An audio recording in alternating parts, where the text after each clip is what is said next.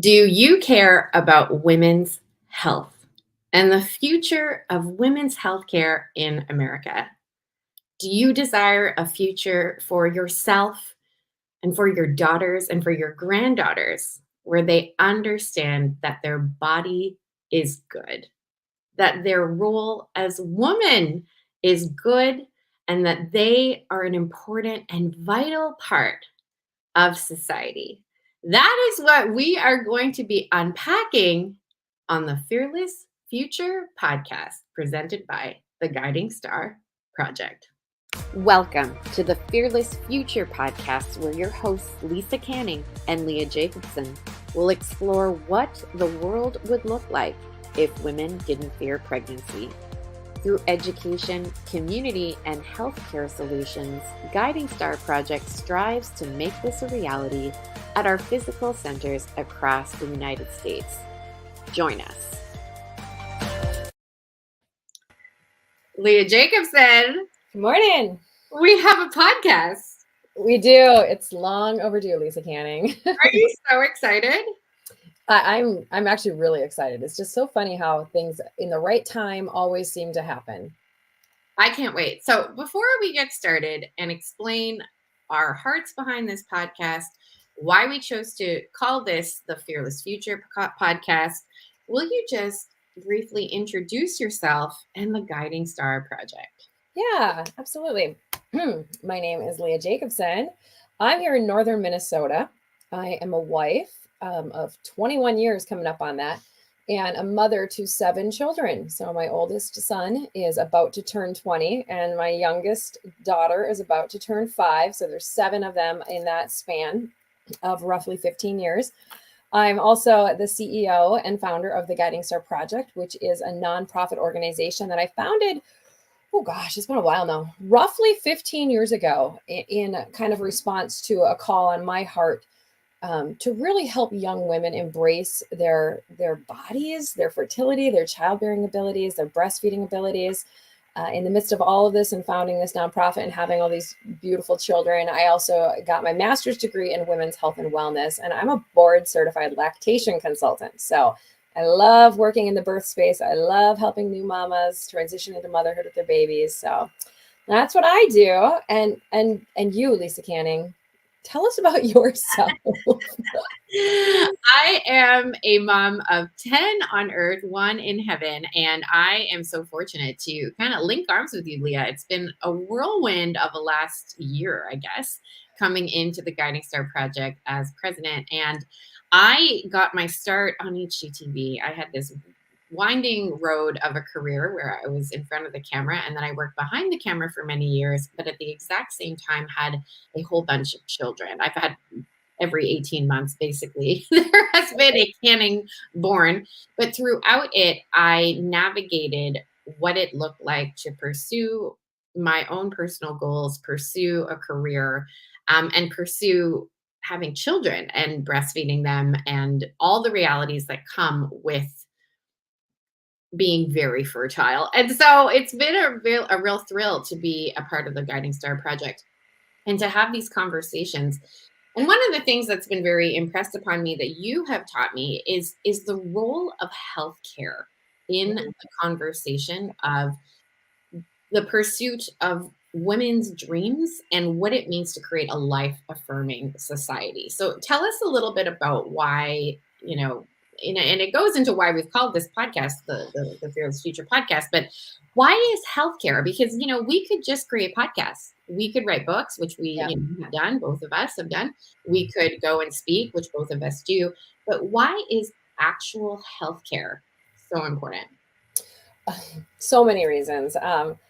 I think that I became aware of it as I was transitioning into motherhood as a young, 20 something, got married fairly young, 22 years old, was pregnant, within the first 6 months.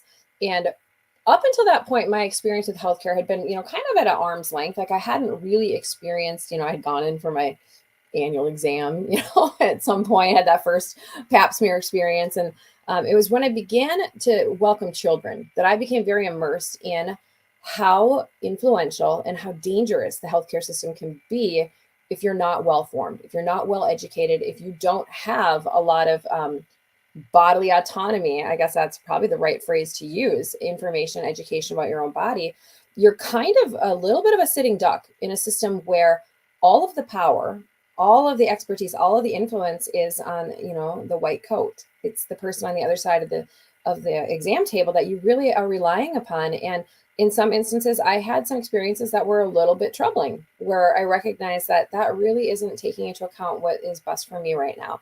And messages that, subtle, sometimes not subtle at all, that questioned my family planning decisions, that questioned my ability to make these decisions, that somehow I didn't know what was good for myself, became a big passion for me. I really dove into medical ethics, really dove into what is healthcare for women? What should we define as healthy? Is it what culturally just is acceptable? Is it what makes it easier for us to be present in the workplace? Is it what makes something healthy for women? And Guiding Star was born of that premise of our mind and our body and our spirit as women is so unique and irreplaceable that we have to do right by women in the healthcare setting. We have to do healthcare. And it's interesting because I am definitely of the camp of people who didn't think about healthcare all that much. To be frank, I took it for granted. I think I just was like, great, I have a doctor, I have access. I completely have taken it for granted. Why is it so important that we don't take our healthcare for granted, and that we have tools, Leah, to navigate the system and navigate, just not feel like we have options? Why is this all so important?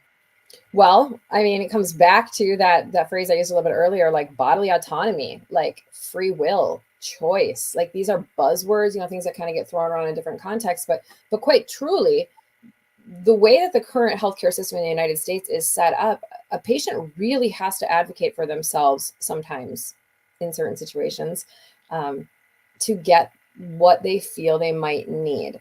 Healthcare is, it's delivered. It's funny because you're in Canada. So this is like such a different conversation because you have a very different healthcare system than we do here in the United States. But in the United States, often the standard of care is set by the credentialing bodies. It's set by the licensing bodies that say, this is how you treat this disease. Anything outside of this is outside the standard of care. We're not going to reimburse it. The insurance companies say we've got a third-party payer system.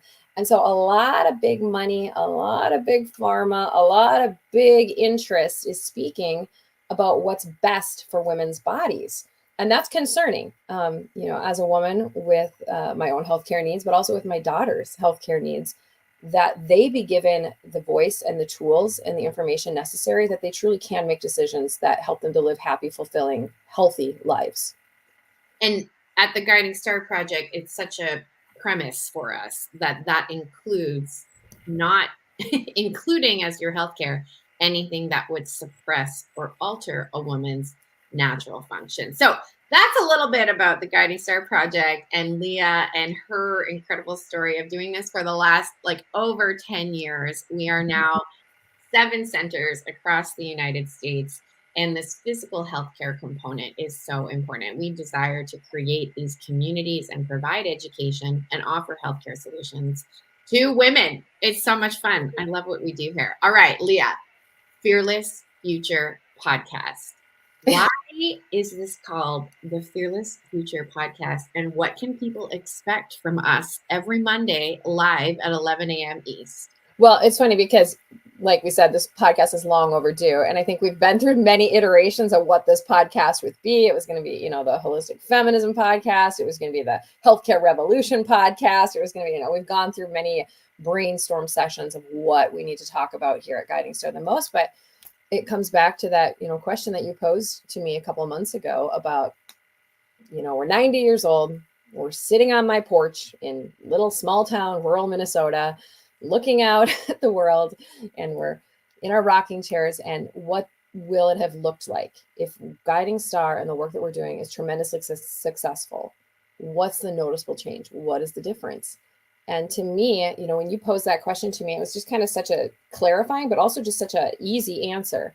Because to me, what that looks like is I'm imagining, the young moms walking around the block, pushing their strollers, having never experienced fear, Like having never felt like I can't do this or what's going to happen to my education, what's going to happen to my career, like having never been afraid to welcome those babies. And that's really what success would look like if our daughter's generation didn't experience what we experienced, in many ways, what we had kind of imposed upon us by a system of you should be afraid, something's wrong with you.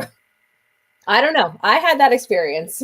And there are many, and we're going to talk about it today, especially later on in this episode. We're going to unpack the recent Harrison Butker commencement speech over at Benedictine College, and we are going to talk about the fear and the fears that we both experience, what we have heard from women, but also what we think can very much combat it.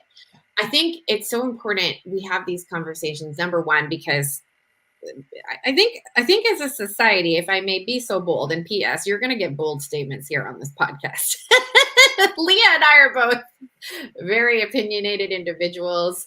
I would say we try to read as much as we can. We also try to stay on top of and in tune with what is happening. I probably spend a little bit too much time on my Instagram, if I'm being really honest. But I share that because Leah and I are both very concerned and convicted about what is happening in culture. We are also very convicted about creating culture and shaping culture. And that's a big reason why we wanted to create this podcast live and invite you to add your comments in. So if you are watching this on YouTube live, you're able to see some of this stuff.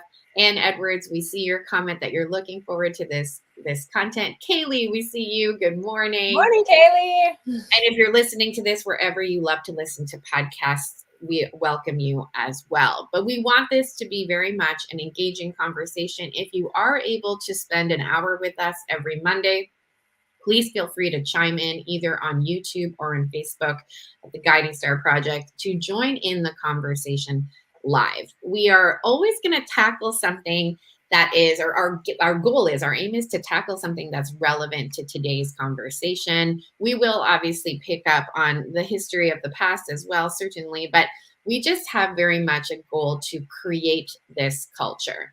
And again, it goes back to that question that I posed to Leah. If we were so successful, what would the world look like? So Leah, let's just paint that briefly for a minute. If women were not afraid of getting pregnant, and I cannot tell you how many times I was afraid. I started my career in television. Yeah. I was literally told by a television executive, you best not get pregnant if you care about your career. Mm-hmm. Those are basically the exact words. Yeah. What would that future look like if women didn't fear pregnancy? Well, I mean, so I think it's hard in some ways for us to even imagine it. I think I would love if people actually chimed in on this, like what would look different in their particular life, because, we all live in such different places in the country. We all live in such different family systems. We all live, such different expectations placed upon us of what success looks like, what it means to live a fulfilling life.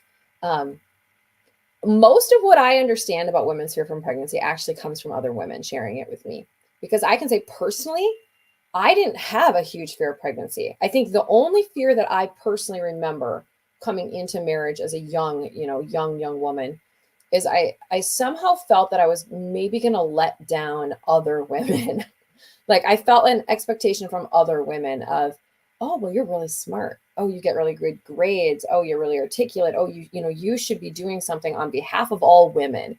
And so when I, first announced my first pregnancy at 22 years old, there was a little bit of like, oh, that's too bad. Like all that potential gone. Like now she's going to be stuck at home raising babies and breastfeeding. And I never took that on for myself, though. I never felt that. I never felt that babies would be a barrier. So I wasn't really afraid. I don't know. I didn't feel that fear in that way. Okay, well, I had the opposite experience. So okay. My first pregnancy, like I mentioned, I was literally pregnant, hiding the pregnancy from this television executive because I had a hunch that was going to be the case, like I had a hunch, but I did not expect those actual words to come out of someone's mouth. And so that was number one. Number two, I remember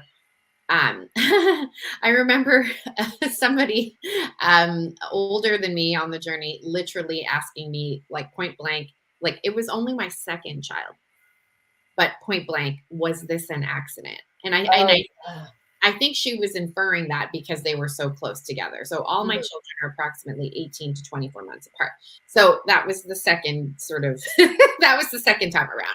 And then it went on from there and it got worse every time. So I remember my third and fourth ones, it just sort of like snowballed. Sure. It was constant questions of, are you crazy? Like, do you know what this is going to do to your, kind of like I didn't know what was going on, like Sure. literally, as if I was. And I remember this very distinctly. I wrote about this in my book, The Possibility Mom. I literally said, when enough people tell you you are crazy, you actually start to believe it, or at least I did. Yeah. I actually started to make other people's voices like part of my identity. Mm, And I don't think I had the words or the tools at that time to say, oh, that's what I'm doing, but it just happened. Like yeah. that's just what happened. And so then I continued having babies, but it really was around 5, 6 that I started to think for myself. And I know that sounds funny or kind of like, I don't know, like it might sound a Well, the little. world hadn't imploded yet. You were proving to yourself that it doesn't all just fall apart when you have more than two babies. But it's unfortunate that it took that long. So Yeah. that's what I'm trying to say here. I had fear for many years because Mm, I constantly was told by outside voices, this is something to fear. And it took so many years for that to become confident, like for me to become confident on my own. But it was a really challenging couple years for me. I think the fear that I do identify with that I always sort of understood was that what you kind of alluded to a little bit. It's a fear of like dismissal, like, oh, like now you don't know what you're talking about anymore, like almost that the credibility, that the voice, that whatever my experience in the world as anything other than a stay-at-home mom would maybe be dismissed. I think maybe I understood that fear of it. um just knowing like I have things to say, and they're well educated things to say, and fearing that no one would listen. I think that fear of dismissal, I identify there deeply. Oh Yeah. my goodness. And we're gonna get into all of this as we unpack this now. I'm gonna call it infamous. I don't know if anyone expected this to happen. I don't know. I personally don't think so. But it has now become an infamous, I would say, commencement address by the Kansas City Chiefs kicker, Harrison Butker, not to be confused with Butt Kicker, which I think is the funniest. His handle on, if I'm not mistaken, on Instagram or TikTok, it's Butt Kicker. Anyway, Oh, but is it really? I haven't seen I that. think That's actually really funny. Okay. so. And we're gonna unpack this even more. But before we do that, I want to invite everybody to something very special. We continue this conversation monthly in an even more intimate way in something called the Guiding Star Academy. And this is your access to myself and Leah, as well as a vault of recorded interviews, recorded conversations, and really great resources. We went into, when you're how to talk to your daughter about her first period. Leah, what's one of your favorite pieces of content in our academy? Oh, I actually love our conversation last month about like anti-aging and like just like the performative expectations of women's appearance in culture. That was a fascinating conversation. Aesthetics. So you can learn so much more. Like if you're enjoying this conversation so far, and you want to gain more access to this, as well as to an incredible community of women who are exploring these kinds of topics and more, visit bit.ly/guiding star academy. That's bit.ly/guiding star academy to start your completely free membership today. Alrighty. Let's get into this commencement speech. I'm going to play this clip, and then we will be right back to unpack it. Here we go. For the ladies present today, congratulations on an amazing accomplishment. You should be proud of all that you have achieved to this point in your young lives. I want to speak directly to you briefly because I think it is you, the women, who have had the most diabolical lies told to you. How many of you are sitting here now, about to cross this stage, and are thinking about all the promotions and titles you are going to get in your career? Some of you may go on to lead successful careers in the world, but I would venture to guess that the majority of you are most excited about your marriage and the children you will bring into this world. I can tell you that my beautiful wife, Isabel, would be the first to say that her life truly started when she began living her vocation as a wife and as a mother. I'm on this stage today and able to be the man I am because I have a wife who leans into her vocation. I'm beyond blessed with the many talents God has given me, but it cannot be overstated that all of my success is made possible because a girl I met in band class back in middle school would convert to the faith, become my wife, and embrace one of the most important titles of all, homemaker. I say all of this to you because I have seen it firsthand, how much happier someone can be when they disregard the outside noise and move closer and closer to God's will in their life. Isabel's dream of having a career might not have come true, but if you asked her today if she has any regrets on her decision, she would laugh out loud without hesitation and say, heck no. All right. So I have listened to this speech now twice, and I read the transcript. And I would say that I have and I obviously edited that clip just for the interest of time, but also because I think that's the heart of what we want to talk about, you and I. Leah, you've watched the whole thing too? Yeah, I've watched it, I think 3 times now, and every time has been a little bit different experience. So it's interesting. Who wants to go first? I'm going to pass it over to you, Leah. You go ahead. What are your reactions to this commencement address? It's interesting. The first time I watched it was actually, I had seen the thing kind of come across the ticker like the day after the speech, like Harrison Butker gives speech, Benedictine. And I'm like, oh, I love Benedictine. I spoke at Benedictine College last year. Actually, our executive assistant at Guiding Star, Angie, she's a Benedictine alum.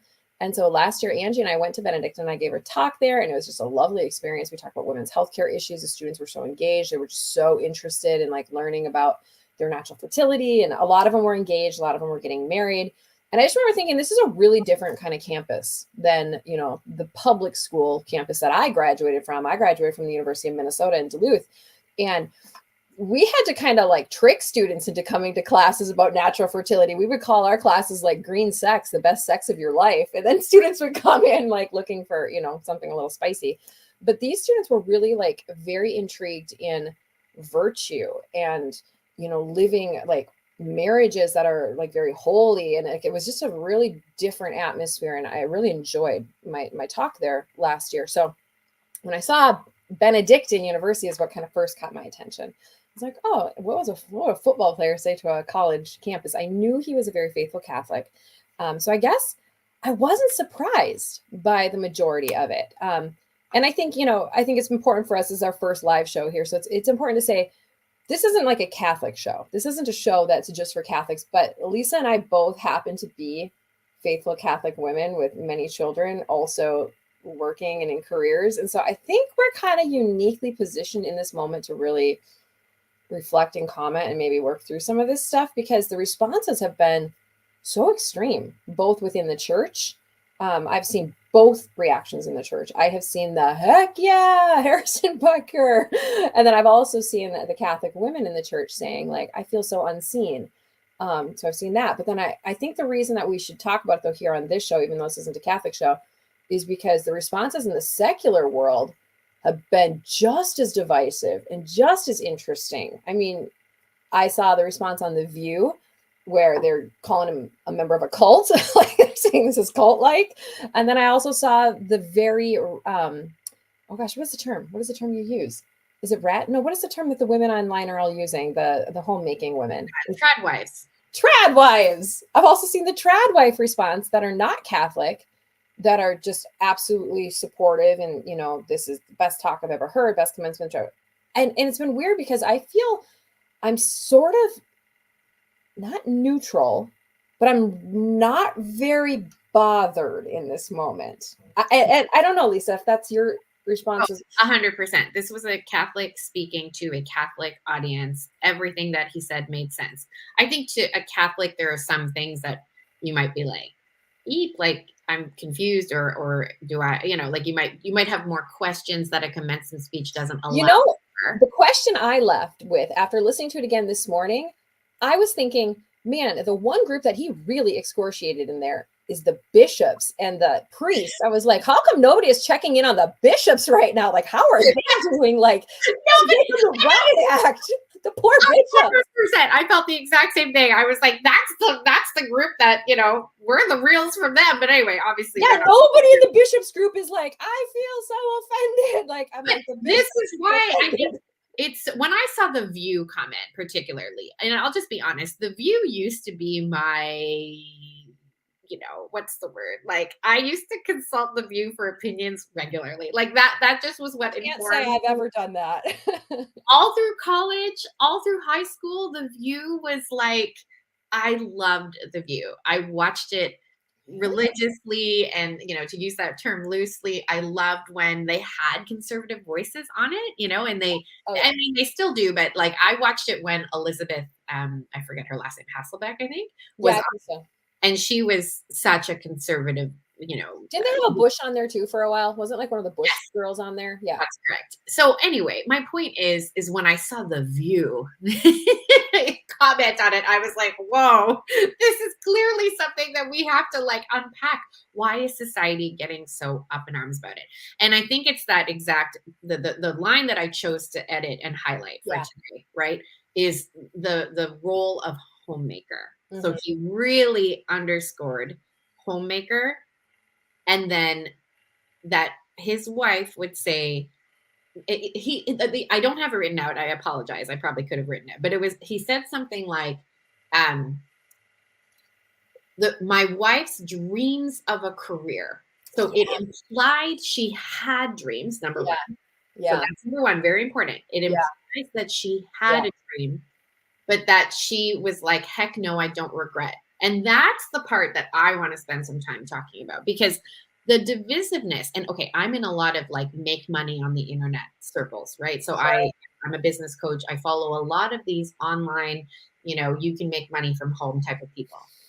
That group responded extremely strongly. They were like, oh my gosh, the profanity, Leah Jacobson, that I witnessed on the internet. I just was like, this is too much. But some of them were like throwing $100 bills in the air, being like, look at me, Harrison. Like, I'm a woman who's made all this money from home. Like they got up in arms about it. But here's what the mindset coach, I'm a trained mindset coach. And so I'm always looking at my own thoughts, but also observing what is fueling this behavior online. And that is the justification of life decisions. Sure. Let's unpack that for a minute. I deeply wanted to justify my decisions as a young married mother who chose to pursue, for a period, an HGTV career. I wanted so desperately to show to the television executive and the many other voices who told me, do not grow your family. I desperately wanted to show them that I could do this and be a mom. And so I did things like bring my babies to set. And I'll just be honest, I never sort of asked for permission. Like, I kind of just brought them to set and nursed them. I would have a babysitter. So it was like, not like it impeded production. You know what I mean? Like, it wasn't like I was expecting everybody to tolerate the sound of a crying baby when we're trying to record audio. That doesn't make sense. But I would have a babysitter there. And so I would be able to nurse my baby. She would then take the baby away from the sound, and then we would go on with creating television, right? So I desperately wanted to prove to those people that you can have a whole bunch of children and have a television career. But then on the flip side, I desperately wanted to prove to all of my friends at church, to a lot of the very well-intended, meaningful women in my life who were telling me that your children are your most important priority. I wanted to show all of them, hey, look, I can be a present mom. I can also work. And spoiler alert, when you are trying to constantly prove your existence or justify your existence, justify what you do to other people, you will forever be justified. Like it just does not end. Like, because there is always someone else's opinion. Yeah. And that's what I'm witnessing online. I'm witnessing people, and I'm not trying to be harsh or, paint negative strokes on anybody who has voice their opinion about this commencement speech. But what I'm observing is people trying to say the choice that I have made is the right one, or the choice that I have made, I am proud of. And that is what I kind of hear a little bit is there's a justification. What do you think about that, Leah? No, I think you're right on. I think you're right. I think a lot of people right now are just bringing the cloud of their own kind of, you do have like your vision gets clouded by what you do in your everyday and the echo chamber you kind of create around yourself. We tend to see, most women who choose a certain lifestyle don't have women of a different lifestyle around them very often. So, I mean, the homeschool moms don't tend to hang out with the CEOs. Like that just kind of is what happens. And so you create an echo chamber of this is the best way. This is the way that I'm seeing it be successful. What I have chosen is best. And it's funny because as you were talking, I was like, actually thinking about, I was noticing the picture that's behind me on the wall. And I chose this quote a while back because it actually was like a real challenge to my heart. And it's, if you want to bring happiness to the whole world, go home and love your family. It's Mother Teresa, who knows a single woman in a sense, but yet she mothered the world quite literally. She mothered everyone. Mother Teresa, like, lived a spiritual motherhood that was just so incredible. But, is she a homemaker? I think so. She made the world a home. She gave people a place. She saw people. And then I was thinking of the other sort of thing I have here is my St. Joan of Arc statue that I got when I visited the place of her martyrdom in France a couple years ago. And also a single woman in the church, but like lived her, unique abilities in such a different way. And I think that when we do start trying to justify our own unique gifts and our own talents to everybody else, you're right. It becomes exhausting. It becomes so isolating because we're looking at ourselves so much. We're just looking at like what I'm doing and the people around me. And I'm looking for examples of success that their life looks like my life and their life is happy. So therefore I'm right. And we're looking for examples of women that are doing it differently that are not happy. And you can find a million examples on either side. I can find a million examples. Well, close to probably. I can find several hundred examples of women that maybe lived one way and it all went horribly wrong. And they regret that decision.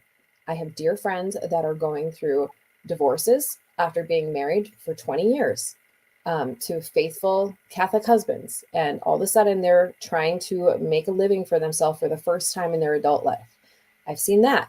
I've also seen the couples that have been married, for 30 years that have 12 children. The wife has never worked a day in her life. She is the princess and just loved and adored by her family and the happiest woman I've ever met. I've also seen that. Like, I've seen it go right and it go wrong on both sides. And there's not one right way to be happy. And we're going to unpack that a little bit more too. What there are a few things that we're going to suggest are really important to women and babies' happiness. So we'll get to that in just a moment. But I think what I really want to tell the world, like if I had a megaphone for all the women who might have watched the commencement address and felt confused or felt like, well, what am I supposed to take from this? Am I right for wanting a career? Am I wrong for not wanting a career? All the things. I would say that you have a brain and you are able, I'm sorry, but that's it. You have a brain. Like, we all have been given a brain and we have agency, meaning we can take information and we can pass it through reason and we can use our intellect. And I would say, yes, 100% also access the women ahead of us on the journey, the women who we respect and admire, trusted counselors, obviously our spouses. Have the conversations 100%. But at the end of the day, you have to have agency. Like, you have to say, this is what I've decided after very careful counsel, after very careful consideration, and after the considerations of what this will do to our family. And that's what I want to talk about now. Leah, you and I both. For 1 second, though, I just want to because what you're saying there is so important. We have to have agency. We have to have confidence. And quite frankly, this is where it all comes back to where we started this conversation on why healthcare.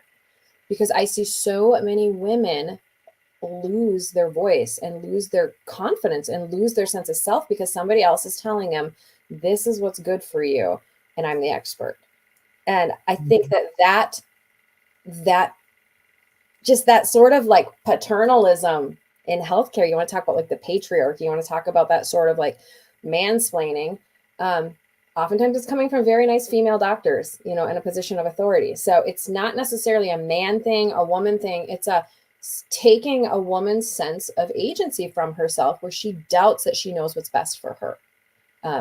And I'll give an example. I think I know where we're going with the conversation. Maybe I'll let you lead it. But I do want to say I had that experience when I went back to grad school. I think I had 2 children at that point, and I was pregnant with my third when I went back. And I remember being 8 months pregnant, I kid you not, in my advanced chemistry class and just massive. And I had to go to lab, and I did have an apron that fit. And it was ridiculous. It was kind of funny because I was so pregnant, and I was obviously like a very non-traditional student in that setting, but I felt so alive and I felt so smart because I got the only A in the class that semester. So it was just that moment of like, my children are not the problem here. Like, my pregnant body is not the problem here. It's all y'all thinking I can't think for myself. Oh my gosh. And forgive me that I don't have this actual stat at my fingertips, but I remember when I was working with a CrossFit personal trainer. And I remember I was very pregnant. I had never done CrossFit while pregnant. And I asked her, I was like, is this safe? Like, I'm lifting. Like, are you sure this is safe? And of course, everyone, please consult your doctor, like consult the people in your lives, consult the trainers about what is safe for you. Every woman is different. But I asked her, I was like, are you sure I can do this? And she was like, do you know that when you are pregnant, you have more oxygen in your body? And that you actually, again, I apologize, I don't have this at my Well, you have more blood volume, so then you would have more oxygen. Mm-hmm. She was like, studies have shown that women can actually, carefully have greater personal bests when it comes to certain fitness goals. And I was like, really? Like, are you serious? And she was like, yes. Like, you actually, because you have more blood flow, exactly, and more oxygen, you actually are capable. And I had never been told that before. I had been told, oh, always take it easy. And again, everybody's different, and you navigate that. Again, think for yourself, everyone. Use your brain. Lisa says you have a brain. But that's the thing. It's like, we need to, I just wish that people would, even what I just said. So you might hear that and be like, oh my gosh, Lisa Canning just told me to go work out more when I'm pregnant. I could never do that. Okay. I don't know why I just used that voice, but you know what I mean? Like, it's Valley girls that are listening. Hear that. You might hear me say that, and you might have a intrinsic reaction. Oh my gosh, I can't believe she would tell me to do that. I'm never doing that. And then you go make a reel saying, blah, blah, blah, blah, blah, blah, blah. You should never work out when you're pregnant. Okay. How about you listen to that? You take that into discernment. You go to people that you trust and you respect and have advice or have information on this, have experience in this topic, and then you make that decision for yourself.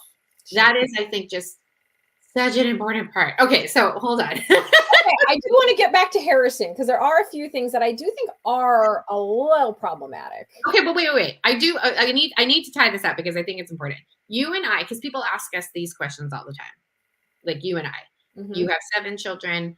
I have 10 from 15 down to baby. Like, I have an infant baby who's currently asleep, who will probably wake up and will need to nurse. I nurse all the time. In our meetings, we see her nurse every day.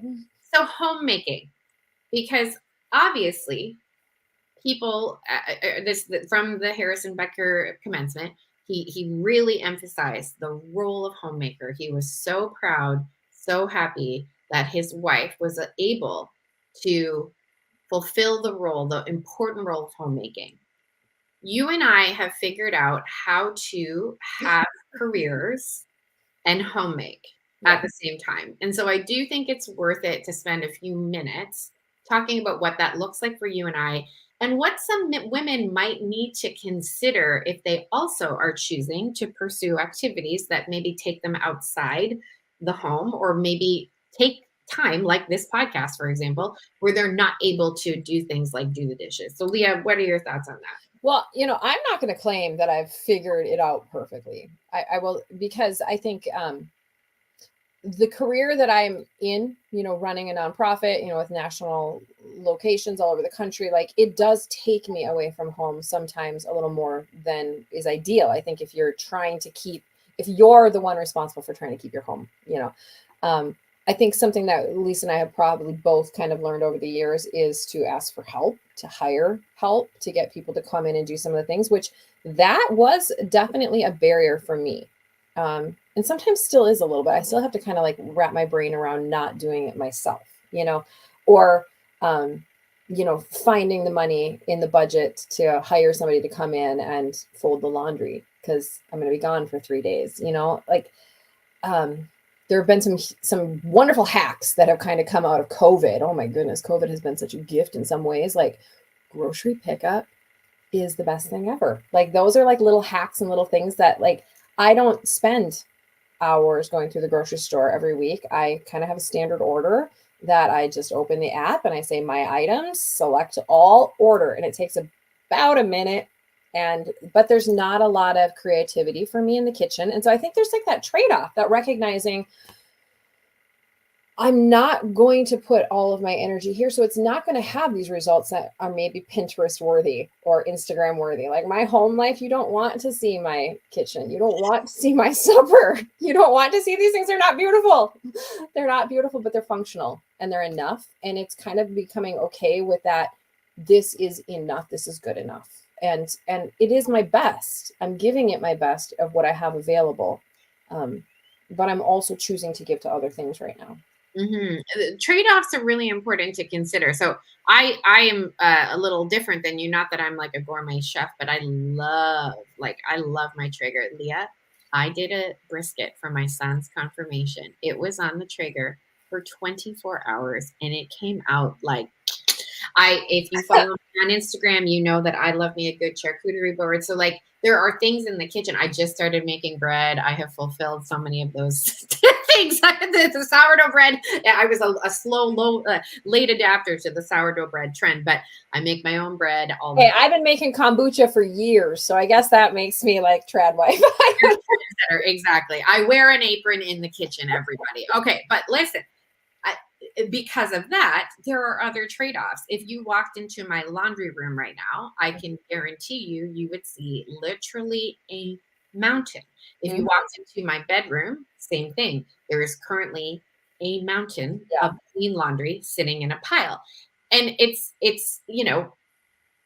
but I'm going to just make a very bold statement and forgive me, but I think if I wasn't working, I would still have the mountain. I don't know if it's fair to say. Now, there are some very fair things. So when we both travel, there is an impact on our family. When we are on deadlines, it can impact our mood. I'm not trying to be naive and say because that work doesn't have to have an impact. 100%. Stress is real and it can have an impact. Yep. But I don't know if my life would be so organized. You know what I mean? Like, I don't know if it would matter if I wasn't working. Like, I'm not sure if my life would still be this, I guess what I'm trying to articulate is I think those piles of laundry would still be there.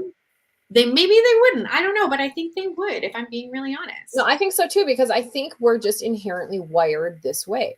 And my husband, he kind of, to his dismay, I think, when we first were dating, we talked about this, like, do you plan to work? And I told him when we were, dating, like, no, I don't ever plan to have like a traditional job. Like, I don't really plan to work. And I meant it. Did that mean that I was going to home make? No, like in the traditional sense of the word. Like, I think he was like, awesome, I found somebody that wants to like make bread all day, do the laundry, and keep the house super clean. No, I never meant that. I meant that I would do all kinds of stuff for free. Like I would volunteer. I would go do things. Like I never wanted to be tied down to a desk in like the traditional kind of work way. I never found any sort of like fulfillment or joy in climbing the corporate ladder. What I do find tremendous fulfillment in, though, is like serving society, like helping other people, like being available to somebody in its crisis situation. Like those things really, really fill me.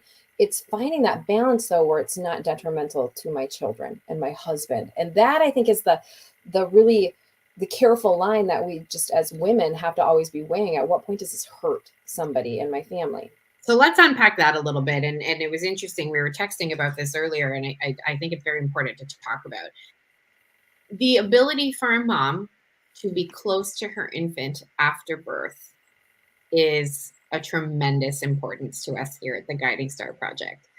I have nursed all my 10 kids. I have had the wonderful ability to have them all close to me for the most part, because similar to you, I never wanted to be at a desk. I did a few short stints at various, short stints in an office, but for the majority of my 15 years of being in the, well, more than 15 years being in the workforce, but 15 years of being a mother, I had the ability to nurse my children.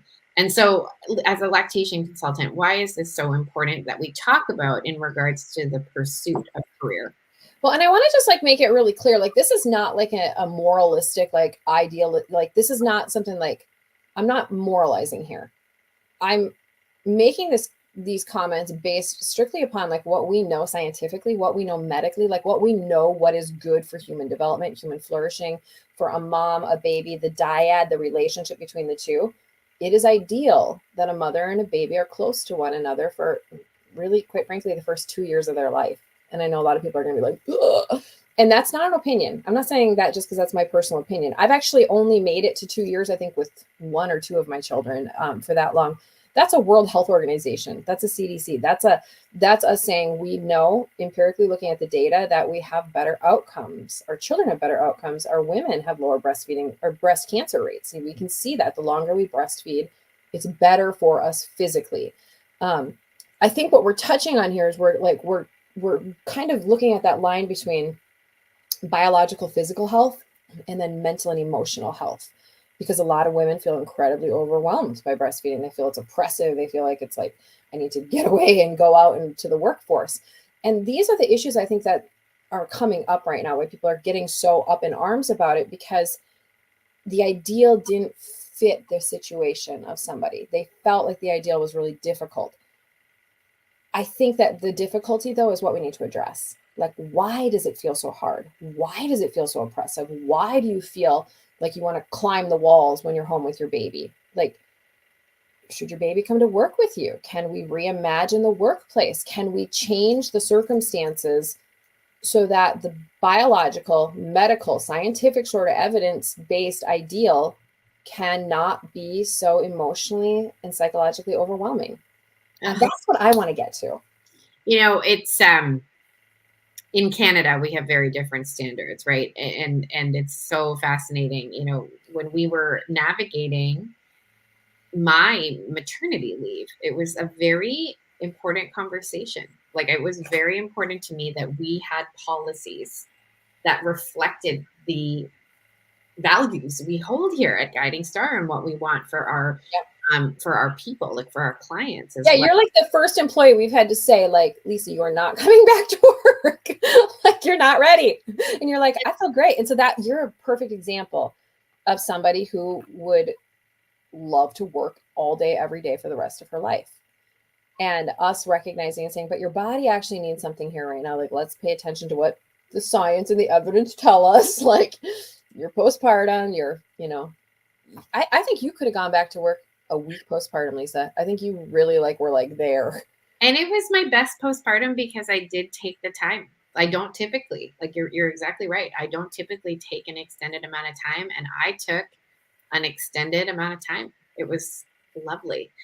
But not all women can do that. And so what are the things that we want to say? Like, what are we saying are, okay, so there's 2 things I want to circle back on. The difficulties and why is it difficult? And I want to address both the mental and the physical. So let's address the physical first. What are we saying would make it easier for women, Leah, with their infant children? Well, I mean, I think we're saying that we want culture and society to expect women to have children, to expect, you're in your fertile years, it's very likely you're going to have children. Let's just expect and set that up. And, Harrison Butker's comment about how it's interesting because it assumes, it makes the assumption that if she were in the working world, if she were pursuing that degree or that career or whatever, her dream, whatever, that kind of really got me, where he's like her dream of a career that she gave it up. I was like, oh, interesting. He makes the assumption that in some way the child would be harmed. And I think we want to make it so that's not the reality, that there is some sort of flexibility. There's some sort of like pathway that allows us to, have that dream of a career. If that truly was her dream, and I don't know if it was, maybe she just, thought she wanted a title and didn't really truly dream of it. But if it really truly was this woman's dream and she felt called to it, that concerns me, putting the Catholic hat on a little bit here. If you get to the end of your life and you didn't use the gifts for the thing God called you to do, like, that's a problem. Like, I don't know what her call is. Maybe she didn't have a call for that, but maybe her call is to, be the primary educator of children and to be supporting her husband and all that works. But if there was a different call, that's scary that we didn't make room for that. Rachel Campos Duffy, who I had the wonderful opportunity to spend some time with when I went on Fox and Friends recently, she has an interesting story where she took a 14-year pause from television, which, again, I was told, do not do that. I was told very explicitly. Hard to come back from that. But she's an amazing example of, quote unquote, coming back. I know she did some things throughout her, her 14 years, but she had all kinds of things that they had to navigate. Her husband was in Congress, if my memory serves. And so he had a travel schedule. She was trying to travel for work. She was trying to breastfeed babies. And that's a lot of things to navigate. And again, I think it's important too that we can't make our decisions in silos when we are partners and mothers. It's just not realistic. You can try. Believe me, I have tried. I have tried to make decisions in a silo. And you can kind of trick yourself or convince yourself, no, that's okay. I can make my decisions about my career in a silo. But again, especially this conversation of nursing babies and the attachment that is created between mothers and their infants and their children. And it comes back to what I said earlier about justifying existence. I think, and this is me just, oh my gosh, okay, we could do a whole other podcast on this, but this has come out of my last few years of doing a lot of mindset work as well as my own personal therapy. I've been doing something called internal family systems, a modality of therapy called internal family systems for quite a while now. And it has been very enlightening to my brain. But the thing that I want to share that is really hard sometimes to accept is that we have this desire to prove our existence, literally, to justify our existence, to prove our worth, often because of childhood wounds. So something gets told to us when we're a child, a teacher says something that really stings, we get left out of a social group, or, your mom gets mad at something when you were doing something very innocently, which PS happens to me every single day. And I've had to learn, when I say something to a child that, I didn't intend or it just came out of like an impulse and hurt their feelings, I've had to learn what it looks like to make a repair. But my point is that when all of these things are unaddressed, when we're walking around wounded, which is, to be honest, every single person on this planet is walking around wounded, when we're doing that, but then lay on top of it, we're getting all these voices that are telling us who we should be and who we shouldn't be and what's valuable and what's moral and what's not. And we're trying to prove existence that's coming from childhood trauma, from years and years and years and years and years of patterns. It's a bit of a recipe for disaster. And that's and this is what we're seeing. This is what we're seeing with the Harrison Butker response is so many hurt people that are hurt are now hurting people. Like, people are carrying this junk around for years and years. I do want to just, it was interesting. I went to mass yesterday and I had two different people. They saw that the podcast was coming up today and they were like, I really want to know, what are you going to say? Like, what's your take on this? And I kind of just deflected and said, well, you'll have to listen and find out what's your take on it.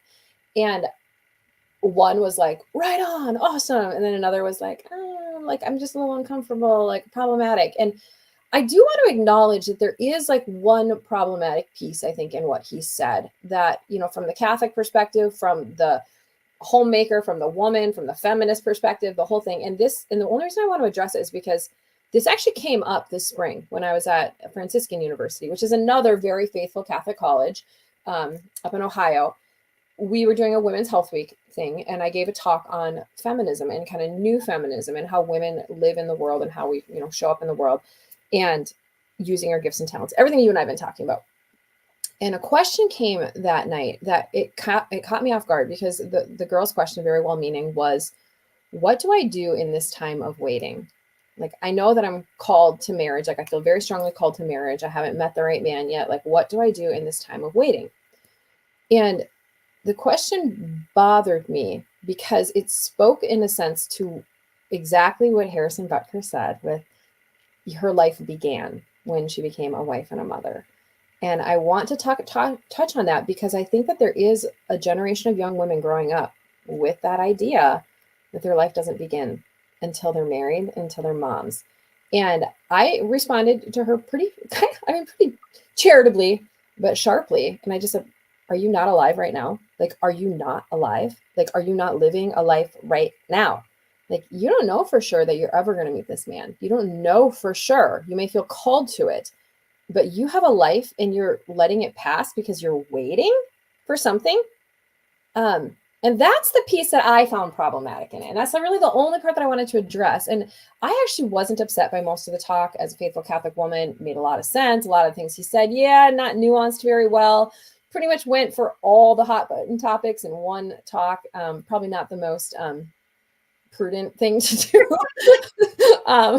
But, kudos to Harrison Butker. He has got the world talking right now about values and virtue.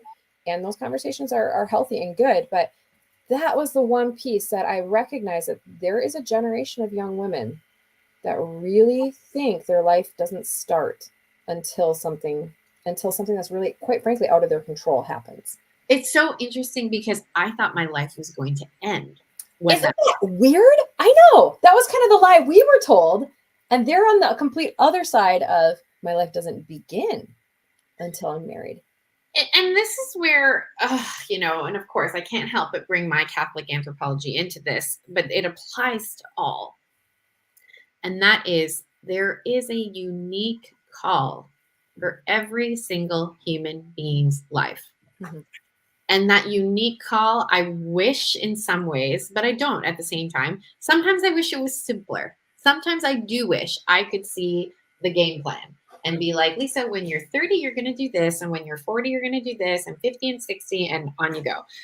That's not reality. And nor would I think it'd be fun. I'm kind of cheekily saying, I wish I could see the whole game plan. But that would actually be really boring. It's actually really fun to explore and uncover. But I think that's the challenge. It's like, and the mindset coach in me is going crazy. And the marketer in me is going crazy thinking about this, because it's a wonderful thing to pursue, meaning wonderful that this young woman is looking forward to this stage in her life. Mm-hmm. But oh my word, is she potentially going to be set up for a massive disappointment when she realizes, oh wow, this is actually kind of hard.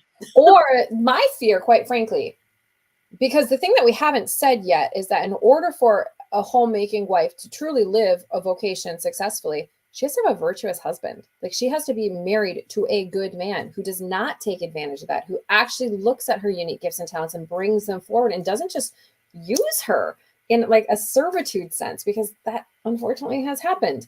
And so it makes me nervous when a generation of girls kind of grows up with this thought that your life begins when you get married and have children, because you may make a rash decision. You may choose poorly. You may be tempted to say, well, this isn't really in my hands anyhow. Life just kind of happens to me. And this man is showing interest in me. And so this must be the right one. This must be God's way of saying this is the right one. And then you marry somebody who maybe isn't the highest in virtue, maybe isn't the man that you need. Because Lisa, I think you and I were both married to a man named Josh, which is funny. The Joshes,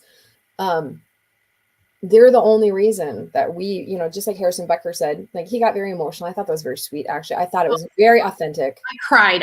I wept, to be honest, watching him cry. It was so sweet. I mean, that was pure. That was authentic. He adores this woman. And I'm very happy for her because I would agree with everything that he said. I don't think she regrets her dream career being gone. I think she's living a pretty good life. I mean, she's married to an NFL player. I think they're doing probably just fine. She's probably very happy with her life right now.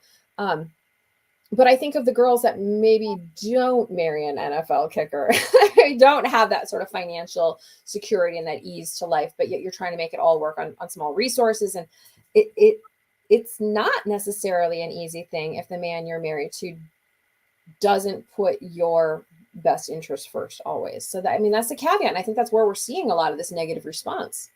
There's been a lot of women harmed by unvirtuous men. And it goes back to, I think, or want to bring it back to one of our massive tenets at the Guiding Star Project, and that is community. Yeah. You know, again, when I came into the Guiding Star Project, I was like, why don't we just write books? Why don't we just do talks? Like, why don't we just be information sharers? Because we are very good at that part.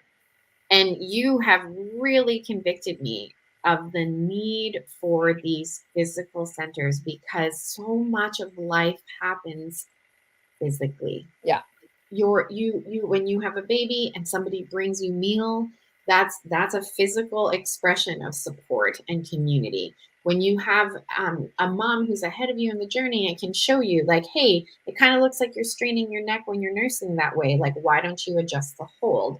That is a physical interplay that happens, you know. And the other thing that happens in community or can happen is gentle fraternal correction, or again, just mentorship, walking alongside people and being able to say like, hey, you know, what do you think about what just happened there? Like, you know, oh, you just got in conflict with your, you know, your girlfriend. Like, why don't we talk about it and see maybe how else it could have gone? Like, you know, like, and again, just I have incredible women in my life. And when I was younger, I also had incredible women in my life who were very willing to say and speak wisdom into me. And it was wonderful and is wonderful and is so necessary that we do have people who can fraternally correct and help us to grow.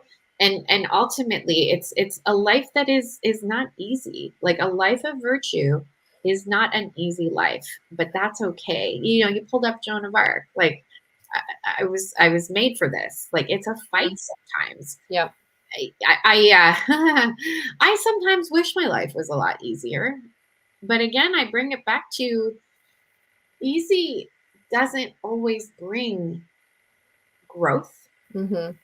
and easy also isn't always realistic. Like, just to be frank, like it's just not always realistic in today's world. And so these are all such I think the things that we can do, like, I mean, I don't think the question is like women opting out of the workforce or women being in the workforce. I think we try to simplify things always. Like, I think it's changing the workforce, you know, so that it has feminine qualities of women in it. Like, I mean, there's a little bit Catholic in me, but I mean, I read John Paul II's letter to women back in like 1998 or 99. I think I read it for the first time. And he made it so clear that the qualities of women are critical in every facet of society, that women need to bring that femininity, they need to bring their motherhood and, in a sense, their homemaking skills to the world. Like what in the home, if we just keep that to ourselves and we don't give that out to the world, like some of us feel incredibly convicted to mother in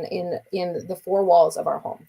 And do you know that there have been studies done, and again, I apologize, I don't have this in my memory, but there have been studies done on cities where the absence of women like plays a negative role. So when there's totally, like the Wild West, like where there's no women. Hey, that's happening, I think, in like North Dakota, like Williston, North Dakota, for a long time didn't have many women.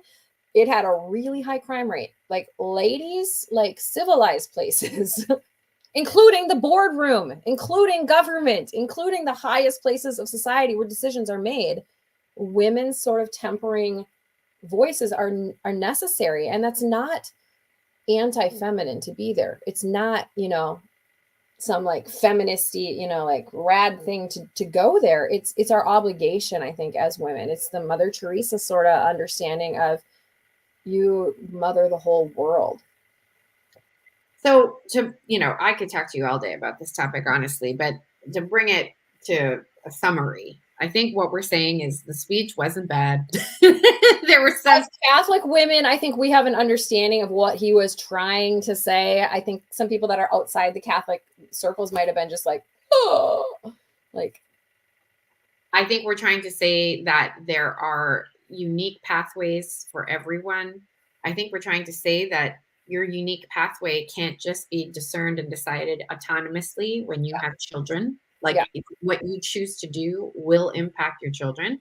But I think we're also trying to say that can we also change the way we approach work and society at large so that children can be more accessible or appropriate? Like and I think the other really important thing that we're trying to say, and I guess I'm putting on a little bit of my hat from or my other job here.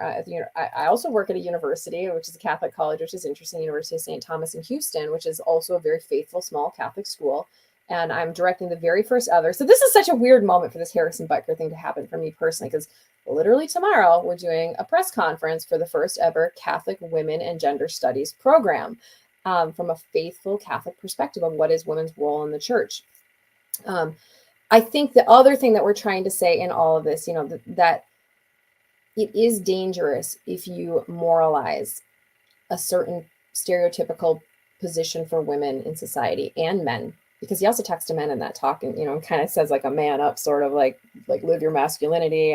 And you know what? There are some very important men that are going to live very important lives. It'll be very influential that maybe can't bench 100 pounds, like maybe they're not real, like masculine. And so it's understanding the unique call of each individual, as man, as woman, that we're complex beings.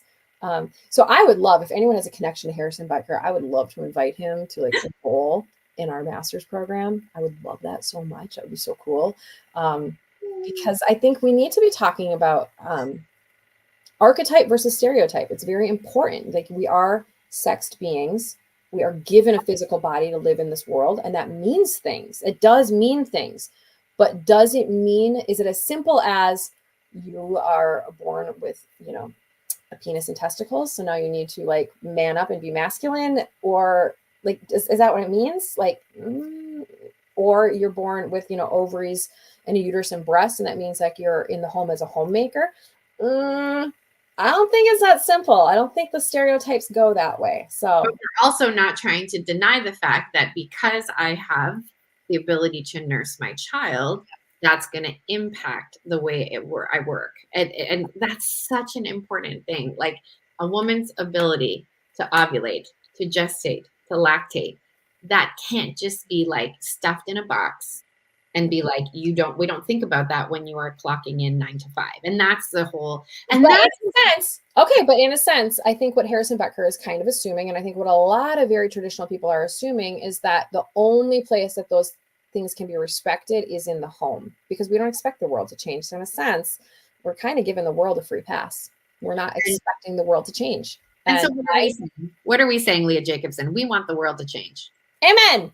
Amen. And we want to be a part of that. And we want to invite you to be a part of it, our dear listeners. So welcome to the Fearless Future podcast presented by the Guiding Star Project. This is where weekly you are going to have access to myself, Lisa Canning, and Leah Jacobson. We are at the helm of the Guiding Star Project, where we have a vision for the future where no woman fears pregnancy. And through education, community, and healthcare solutions, we strive to make this a reality at our physical centers across the United States. Leah, any final words before we say goodbye?